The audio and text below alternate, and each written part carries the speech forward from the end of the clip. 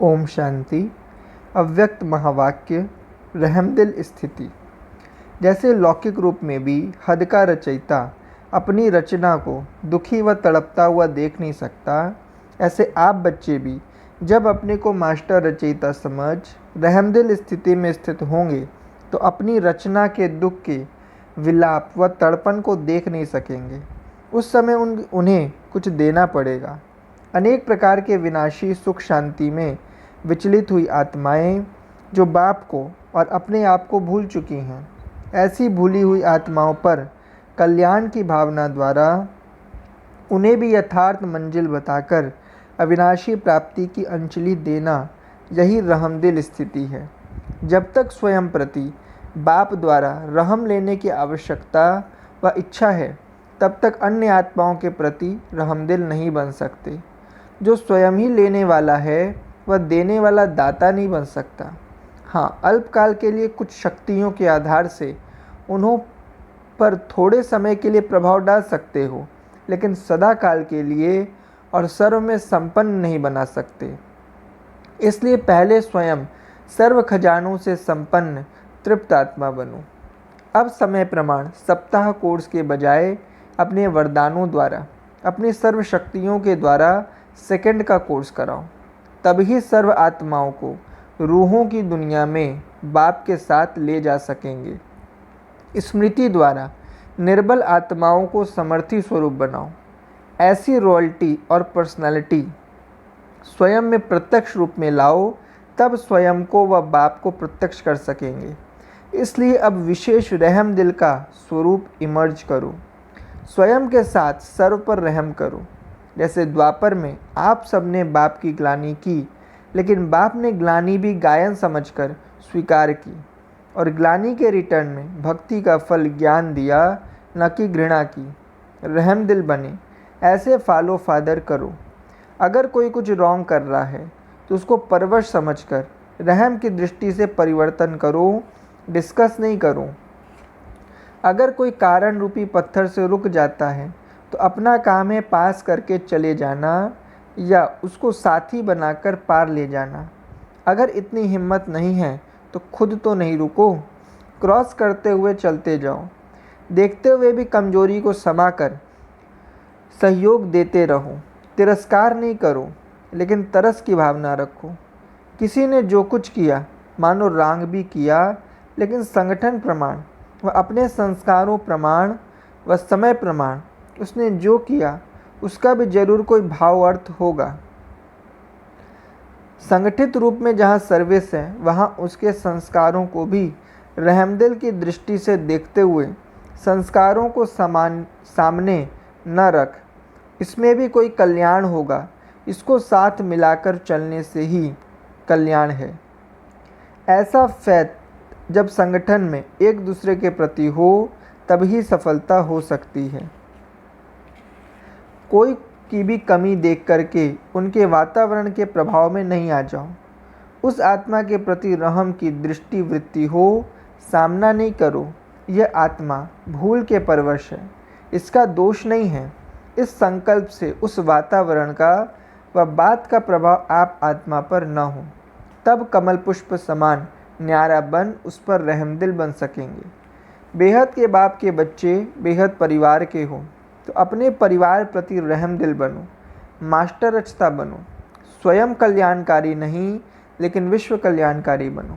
अपने जमा की हुई शक्तियों व ज्ञान के खजाने को मास्टर ज्ञान सूर्य बन वृत्ति, दृष्टि और स्मृति के अर्थात शुभ भावना के श्रेष्ठ संकल्प द्वारा अपने जीवन में गुणों की धारणाओं द्वारा, इन सब साधनों की किरणों द्वारा अशांति को मिटाओ।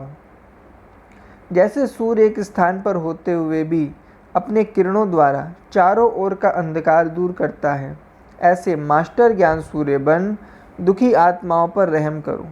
कैसी भी कोई आत्मा, चाहे सतोगुणी चाहे तमोगुणी, संपर्क में आए, लेकिन सभी के प्रति शुभ चिंतक अर्थात अपकारी के ऊपर भी उपकार करने वाले, कभी किसी आत्मा के प्रति घृणा दृष्टि न हो।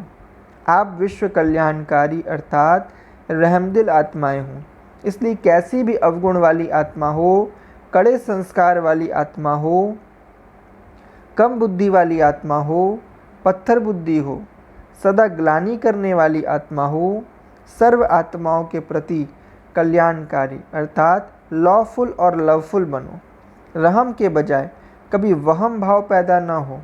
यह संकल्प न आए कि यह तो हैं ही ऐसे, सब तो राजा बनने वाले नहीं हैं।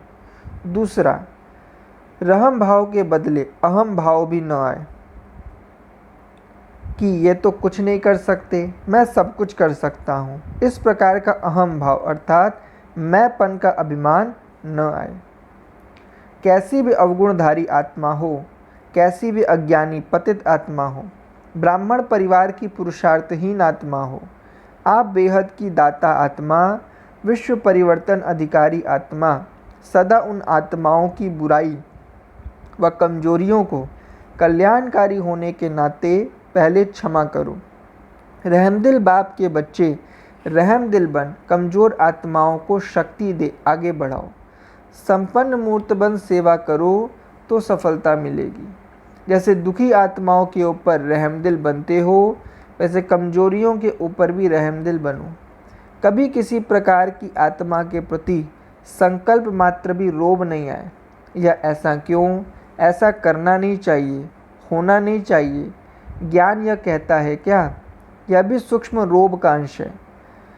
इसलिए रहमदिल दाता स्वमानधारी बन सभी को मान देकर ऊपर उठाओ। अगर कोई पुरुषार्थी अपनी कमजोरी से या अलबेलेपन के कारण अपनी स्टेज से नीचे आ जाते हैं अथवा गिर जाते हैं, तो भी आप स्वमानधारी पुण्य आत्मा का काम है गिरे हुए को उठाना, सहयोगी बनना, न कि क्यों गिरा, गिरना ही चाहिए, कर्मों का फल भोग रहे हैं, करेंगे तो जरूर पाएंगे। आप रहमदिल स्वमानधारियों के संकल्प में भी किसी के प्रति ऐसा संकल्प या बोल नहीं निकल सकता।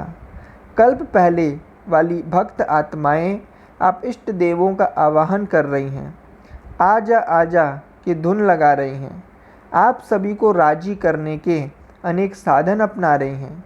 तो चैतन्य में गुप्त रूप में सुनते हुए, देखते हुए उनके प्रति रहम उत्पन्न हो। इसके लिए स्वयं को जगत माता व जगत पिता के रूप में अनुभव करो। संगठित रूप में सबके अंदर रहम की भावना, विश्व कल्याण की भावना, सर्व आत्माओं को दुखों से छुड़ाने की शुभ कामनाएं दिल से उत्पन्न हो, तब विश्व परिवर्तन होगा। संगठित रूप में ऐसे एक संकल्प को अपनाओ, अर्थात दृढ़ संकल्प की इकट्ठी उंगली सभी दो, तो यह कलयुगी पर्वत परिवर्तन करने के गोल्डन वर्ल्ड को ला सकेंगे।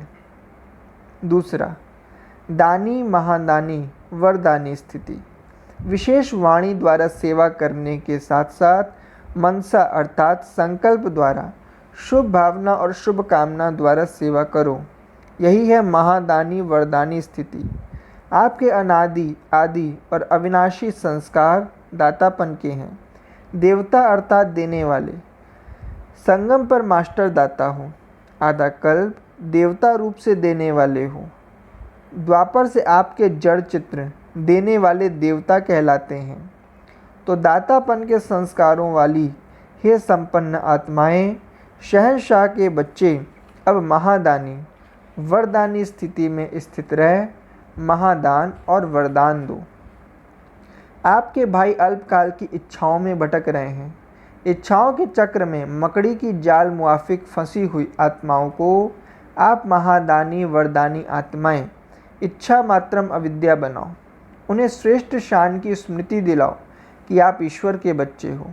सर्व प्राप्तियाँ आपका जन्म सिद्ध अधिकार है। यह स्मृति दिलाकर उनकी सर्व परेशानियाँ समाप्त करो।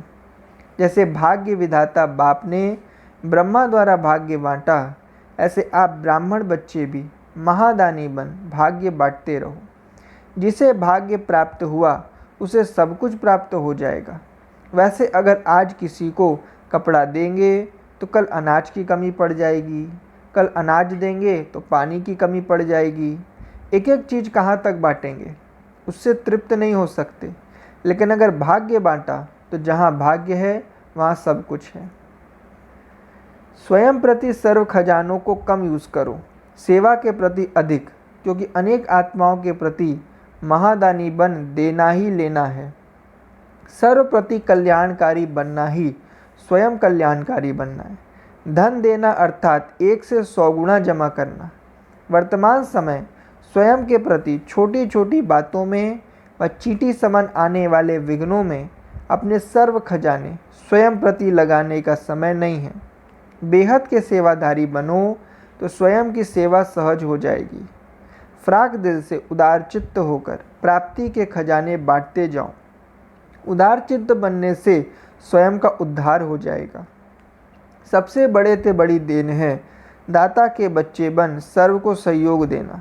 बिगड़े हुए कार्य को, बिगड़े हुए संस्कारों को, बिगड़े हुए मूड को शुभ भावना से ठीक करने में सदा सर्व के सहयोगी बनना ही महादानी वरदानी स्टेज है।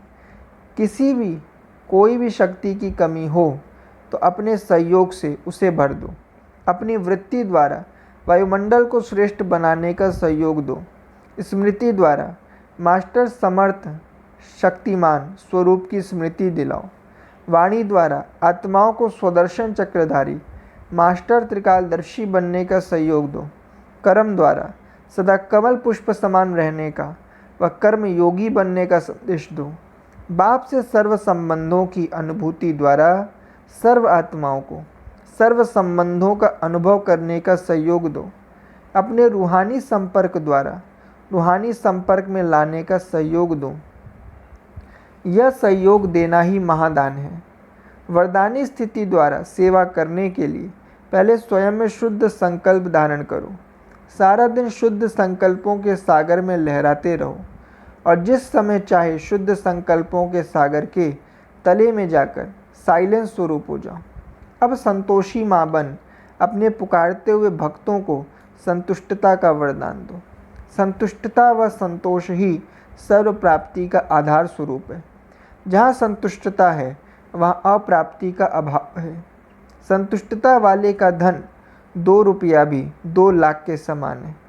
करोड़पति हो लेकिन संतुष्टता नहीं तो करोड़ नहीं। तो ऐसी असंतुष्ट आत्माओं को सुख, शांति, पवित्रता व ज्ञान की अंजलि दो। अच्छा, ओम शांति।